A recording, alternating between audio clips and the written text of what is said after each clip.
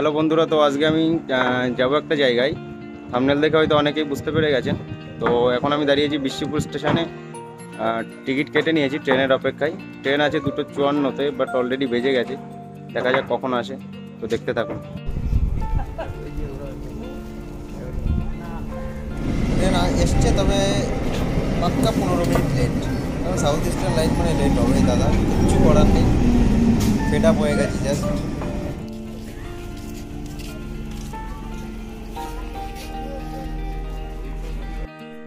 উঠে গেছি ট্রেনে, ফাঁকা ট্রেন, বাট দাঁড়িয়ে আছি। বেশ ভালো লাগছে ফিলিংসটা নিতে।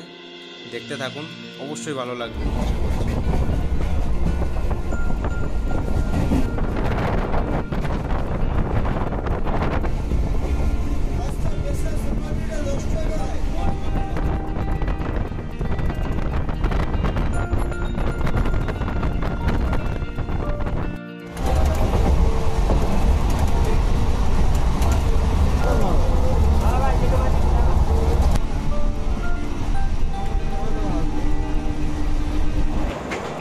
যেদিন ভিডিওটা করছি মানে আজ, সেটা হচ্ছে 26শে জানুয়ারি, বাট কবে পোস্ট হবে জানি না। তো আজকে ভাবছিলাম যে কোথায় যাব, ভাবতে ভাবতে ঠিক করে ফেললাম যে যাওয়া যাক দেউলটি।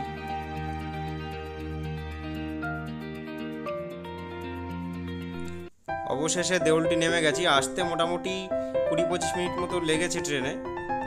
এটা হচ্ছে মেদিনীপুরে যাওয়ার দিকে বাঁধবে, মানে আপনি হাওড়া থেকে যখন আসছেন মেদিনীপুরে যাওয়ার দিকে এটা বাঁধবে। এখন যাচ্ছি আমি অটো স্ট্যান্ডের দিকে। অটোয় উঠে তারপর যেতে হবে শরৎচন্দ্র বাবুর বাড়িতে। টোটো নয়, আমরা একটা ম্যাজিক গাড়িতে বসে আছি, কারণ টোটোর প্রচুর চাপ। আজকে 26শে জানুয়ারি, তো প্রচুর লোকজন এসছে এখানে, প্রচুর ভিড়, টোটো পাওয়াই যাচ্ছে না। একটা ম্যাজিক গাড়ি পেয়েছি, ওটাই বসে আছি। দাদা বললো একটুখানি।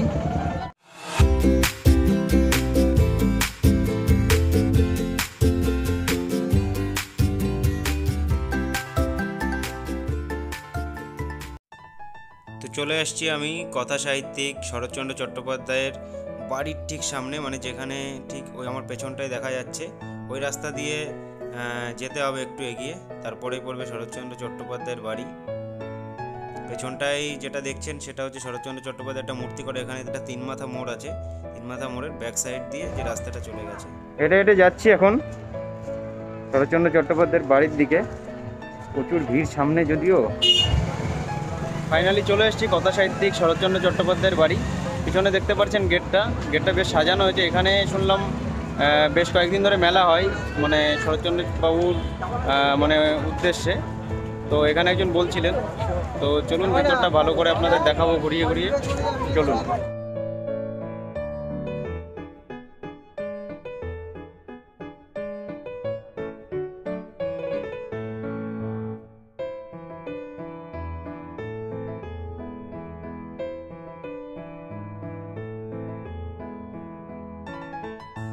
এখানে একজন কেয়ারটেকার থাকে, তো তার সঙ্গে আমরা একটু কথা বলে নেব, অনেক কিছু জানতে পারবো। এই পেয়ারা গাছটা দেখছেন, এই পেয়ারা গাছটা রামের সুমতির গল্পের পেয়ারা গাছ। সামনে যে পুকুরটা দেখছেন, এই পুকুরে দুটো মাছ পুষেছিলেন, কার্তিক আর গণেশ নাম দিয়েছিলেন। এই যে ঘরটা দেখছেন, এই ঘরে বসে লিখেছিলেন অবাগের স্বর্গ, বামুনের মেয়ে, রামের সুমতি, পল্লী সমাজ, শ্রীকান্তর চতুর্থ পর্ব, কমললতা। এই ঘরে এখানে মিটিং হতো। এই ঘরে এসেছিলেন নেতাজি সুভাষচন্দ্র বসু, রাসবিহারী বসু, বাঘা যতীন, সব নদীর পথে এখানে মিটিং হতো। এই ঘরে একটা ঘড়ি আছে 100 বছর আগের। ঘড়িটা একদিন দম দিলে 7 দিন চলবে। সৎবাবুর জন্ম হচ্ছে দেবানন্দপুর, হুগলি। উনি পড়াশোনা করেছিলেন মামার বাড়ি বিহার ভাগলপুর থেকে উনি চাকরি করতে চলে যান বার্মায়। প্রথম পক্ষে বিয়ে করেন বার্মায়। সেই নাম ছিল শান্তি দেবী। ওখানে একটা ছেলেও হয়। ছেলে স্ত্রী একই সঙ্গে প্লেগ রোগে মারা গেলেন। হ্যাঁ, মারা যাওয়ার পর উনি ওখান থেকে চলে এলেন হাওড়া বাজেশিবপুর। বিকেপাল স্কুল অলকা শর্মার পাশে থাকতেন। তাহলে এখানে সামতাবের লেখা আছে। সামতাবেরই উনি এলেন কেন? যখন বাজে শিবপুরে থাকতেন এই বাড়ি থেকে 5 মিনিট দূরে ওনার বর্দি শ্বশুর বাড়ি ছিল অনিলা দেবী। আপনি এখানে কতদিন আছেন? ছদ্মনাম। আচ্ছা, দিদির বাড়ি আসতেন, নদীটা দেখেই জায়গাটা পছন্দ হয়ে যায়। 1923 সালে জায়গাটা কিনে 25শে ভাই বাড়িটা তৈরি। 50 বছর। আমার নাম দুলাল মান্না। আপনি দেখাশোনা করেন এখানে? আমি থাকি আর একজন নাতি থাকি। আচ্ছা। আমরা সরকারি নয়, ওনার নাতি কসবাই থাকে, উনি আমাদের মাইনেদার। এই হলো শরৎবাবুর পড়ার ঘর। উনি এখানটায় বসতেন, ওই যে চেয়ারটা দেখছেন ওই চেয়ারে বসতেন, পড়াশোনা করতেন। ওখানে ওনার ছবিতে মালা দেওয়া আছে। এই হচ্ছে বেড ওনার, মানে উনি এই বেডে ঘুমোতেন। ওই আর একটা চেয়ার দেখা আছে, ওটা বসতেন উনি। আর পাশে যে কাঠের আলমারিটা দেখা যাচ্ছে ওটাতে সব বই খাতা রাখা আছে। আর কোনায় যেটা দেখতে পাচ্ছেন ওটা হচ্ছে একটা মিউজিক প্লেয়ার, মিউজিক সিস্টেম পুরোনো আমলের। আর কোনায় আরও একটা জিনিস আছে যেটা হুক্কা বলি আমরা, ওটা পুরো সম্পূর্ণ তামার তৈরি। মানে ঘরে কি বলবো, অ্যান্টিক জিনিসে ভর্তি পুরো, মানে বহু বছর পুরনো। এই কাঠটা হয়তো আমি সঠিক জানি না, তবে আই থিঙ্ক এটা বার্মা কাঠের তৈরি।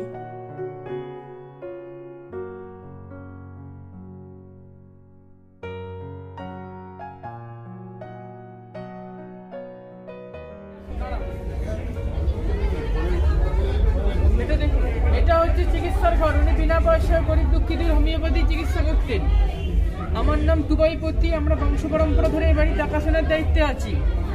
চরকা আছে দেখুন, হাওড়া জেলা কংগ্রেসের উনি প্রেসিডেন্ট ছিলেন। তখনকার দিনে জাতীয় কংগ্রেসের সিম্বল হচ্ছে চরকা। এটা চিকিৎসার ঘর। উনি বিনা পয়সায় গরিব দুঃখীদের হোমিওপ্যাথি চিকিৎসা করতেন। ওই যে ইজি চেয়ারটা আছে, উনি বসে বিশ্রাম করতেন ইজি চেয়ারে। এখানে আসুন। এটা ময়ূর পুষতেন, ময়ূরের খাঁচা। এখন ময়ূর রাখা নিষেধ, তাই ময়ূর রাখা হয় না। এটা দেখুন, এটা রাধাকৃষ্ণ ঠাকুর আছে, চিত্তরঞ্জন ঠাকুরের, চিত্তরঞ্জন দাসের দেওয়া রাধাকৃষ্ণ মূর্তি। রাধাকৃষ্ণ ঠাকুর আছে দেখুন, চিত্তরঞ্জন দাসের দেওয়া সিয়ার দাস। চিত্তরঞ্জন দাস যখন দেশের উদ্দেশ্যে অ্যারেস্ট হয়ে গেছিলেন, ওনাকে দিয়ে গেছিলেন ঠাকুর। সেই ঠাকুর আজও নিত্য পুজো হয়। আলমারিতে ওষুধ আছে, লক্ষ্য রাখুন। চিত্তরঞ্জন দাসের দেওয়া রাধাকৃষ্ণ মূর্তিটা দেখুন। দেখে দেখে এদিক দিয়ে আস্তে আস্তে যাবেন, কালোটা ধানের গোলা পাবেন, ডালির চাল ঠাকুরঘর। কালোটা ধানের গোলা, ডালির চাল ঠাকুরঘর পাবেন। দেখুন আস্তে আস্তে এদিকে গিয়ে।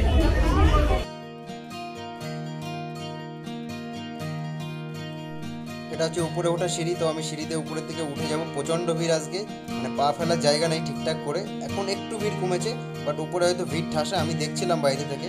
তো উপরে উঠে যাব, উঠে গিয়ে দেখবো কী কী আছে ওখানে। দেখতে থাকুন।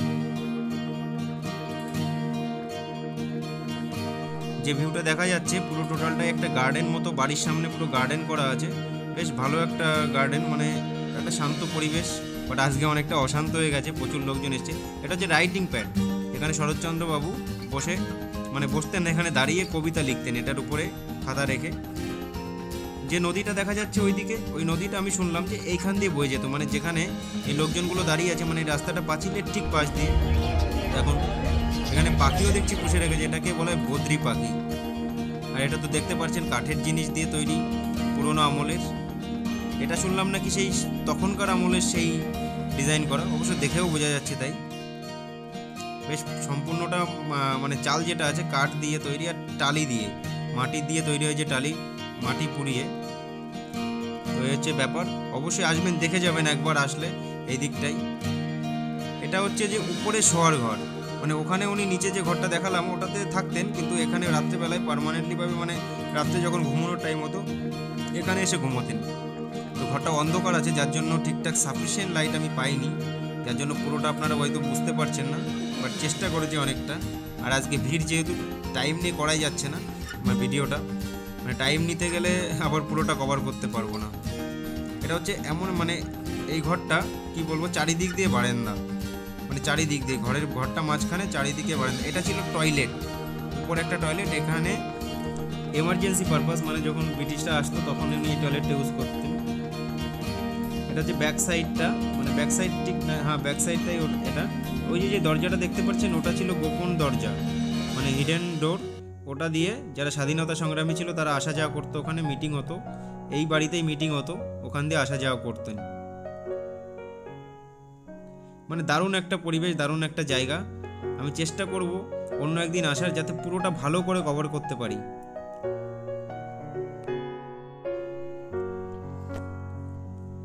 এটা যেটা দেখতে পাচ্ছেন এই ঘরটা, এটা হচ্ছে নিচে। এই ঘরটা হচ্ছে রান্নার ঘর, এখানে রান্না বান্না হতো। তো এখন এই ঘরটা বন্ধই থাকে, তার জন্য এখানে সাফিসিয়েন্ট লাইটও দেওয়া নেই। বাট বেশ ভালো করে মানে কি বলবো, এটা মানে সংরক্ষণ করে রেখেছে। এটাই সব থেকে ভাবতে ভালো লাগে যে এখনও ইতিহাস আমাদের মাঝখানে অনেক কিছু মানে শিখিয়ে দেয়, অনেক কিছু বলে দেয়। আর সেটা যারা সংগ্রহ করে থাকে তাদেরকে অবশ্যই একটা থ্যাংক ইউ।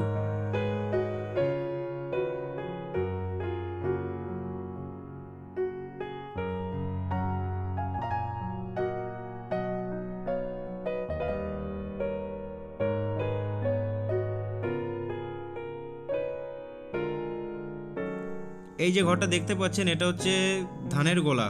যাদের গ্রামে বাড়ি তারা অবশ্যই বুঝতে পারবে ধানের গোলাটা কি। অনেকের বাড়িতে থাকে সেই বাঁশ ফাঁস দিয়ে তৈরি করা থাকে, বাট এটা যেটা দেখালাম সেটা হচ্ছে বেড়া দিয়ে তৈরি।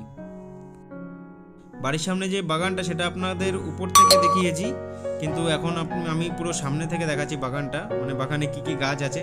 হয়তো ভিডিওতে ভালো করে দেখতে পারবেন না, অবশ্যই আসবেন তাহলে ভালো লাগবে।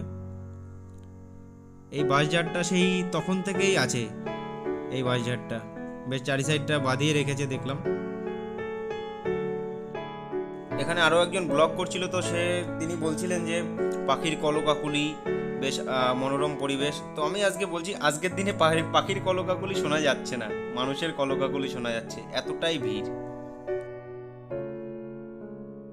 এখানে যে স্মৃতিসৌধটা দেখতে পাচ্ছেন এটা হচ্ছে শরৎচন্দ্র বাবুর স্ত্রী হিরণময়ী দেবী। আর এটা যেটা দেখছেন সেটা হচ্ছে বেদানন্দ, স্বামী বেদানন্দ, মানে স্বামী শরৎচন্দ্র চট্টোপাধ্যায়ের ভাই ছিল। আর এটা আমাদের উপন্যাস সম্রাট শরৎচন্দ্র চট্টোপাধ্যায়ের স্মৃতিসৌধ। এটা হচ্ছে বাড়ির ঠিক সাইডে, মানে রাস্তা যে সাইড দিয়ে গেছে সেই সাইডের দিকটাই মানে পাঁচিল দিয়ে ঘিরে এখানে করে রাখা আছে এইভাবে ওনাদের স্মৃতিসৌধগুলো। আর একটা জিনিস বলে রেখে, এই বাড়িটা বার্মা স্টাইলে তৈরি, মানে মাঝখানে ঘর দেখুন, উপর নিচটা দুটো দিকটাই সমান, মানে মাঝখানে ঘর আর চারি সাইডে বারান্দা। বেশ একটা আলাদা রকম, মানে এখন হয়তো আধুনিকতা এসে গেছে, এইরকম বাড়ি দেখা যায় না। পুরোটা আপনাদের দেখালাম। আমি এখন বেরিয়ে যাচ্ছি বাড়ির থেকে, মানে এটা বেরোনোর গেট, মানে ঢোকার গেট আর বেরোনোর গেট একই। সামনে একটা ভালো পুকুর আছে বড়, সেই পুকুরটাও দেখাবো। এই পুকুরে কার্তিক গণেশ নামে দুটো মাছ ছেড়ে রেখেছিলেন শরৎচন্দ্রবাবু নিজে। এখন এই পুকুরটা অতটা ভালোভাবে সংস্কার করা নেই, তবে এখনও লোকজন ইউজ করে এটা, মানে দেখতে পাচ্ছি সেই পুরোনো আমলের ঘাট বাঁধানো এটা পুকুরটা। কখনো যদি শরৎবাবুর বাড়িতে আসেন তো একটা জিনিস বলে দিচ্ছি, বাড়িটা পুরো দেখার পরে ওই দিকটাই রূপনারায়ণ নদী আছে, ওই দিকে একবার ঘুরে আসবেন, অবশ্যই ভালো লাগবে। বিকালবেলা সকালবেলা সারাদিনই ভালো লাগবে, সেটা নিয়ে কোনো সন্দেহ নেই। আজ 26শে জানুয়ারিতে অনেকেই পিকনিক করতে এসছে, তো চলুন দেখাবো। ওই যে নদীটা দেখা যাচ্ছে সেটা ভালো করেই দেখাবো আপনাদের। বেশ একটা আলাদা ফিলিংস ওই নদীর পাড়ে গেলে, যদিও আমি এখনও যাইনি, যাব, বাট আগে অনেক নদীর পাড়ে গেছি, যে জন্য বললাম। এটা রূপনারায়ণ নদী, দেখুন ভিউটা শুধু জাস্ট অসাধারণ লাগছে ভিউটা। আমরা ঠিক যেখানে দাঁড়িয়ে আছি এগুলো আগে নদীর ভিতরেই ছিল, তো এটা চর পড়ে পড়ে, চর মানে বুঝতে পারছেন আপনারা, তো চর পড়ে পড়ে এখানে মানে এখন কি বলে ওটাকে, যাই হোক আপনারা বুঝে নিন। তো নদী অনেকটাই কমে গেছে, মানে নদীর যে হোয়াইটটা ছিল তো ওটা অনেকটাই কমে গেছে। এখন মোটামুটি 5টা 5:30 বাজে, তো সূর্য ডুবতে বসেছে। একটা ভালো দারুণ একটা ভিউ দেখা যাচ্ছে এখন, দারুণ ভিউটা।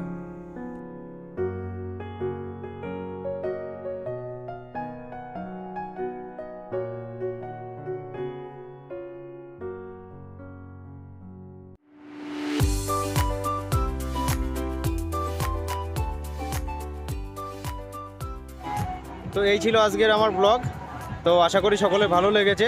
আর একটা কথা, সবাই মাস্ক পরে থাকবেন, যদিও আমি মাস্কটা খুলে নিয়েছি, কারণ ভয়েসটা ক্লিয়ার আসবে না ঠিকঠাক, কারণ করোনা এখনও যায়নি। তো ভালো থাকবেন সবাই, সুস্থ থাকবেন, আর দেখতে থাকুন আমার চ্যানেলটা, ফলো করতে থাকুন। আর ভালো লাগলে অবশ্যই একটা লাইক করে দেবেন। ভালো থাকবেন সবাই।